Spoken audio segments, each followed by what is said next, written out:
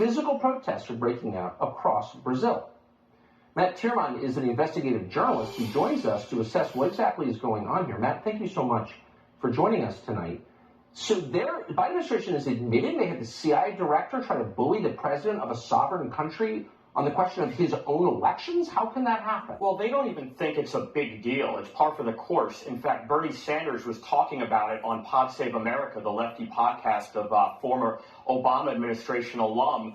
And it was like, okay, this is great. This is what we should be doing. We need to secure, quote unquote, democracy our way. Now, Bernie Sanders was somebody who was rallying for decades against the CIA involvement in Latin America in the 70s. But everything's about politics for these people. And in addition to the CIA director, now they're talking about sending Jake Sullivan down there, the national security advisor, to make sure the transition is orderly. But the bigger deal, I think, is that they have had a see no evil, hear no evil mentality for the last 2 years as Bolsonaro followers, politicians aligned with him, journalists have been censored, imprisoned. I wrote a piece for CDM Press.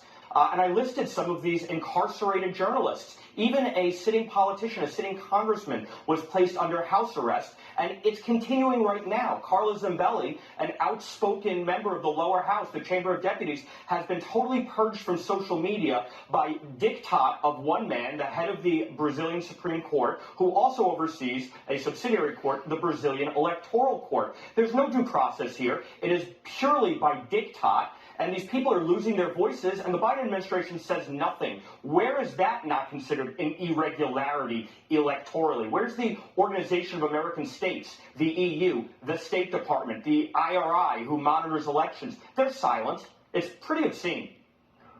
If you don't have free speech, you don't have democracy.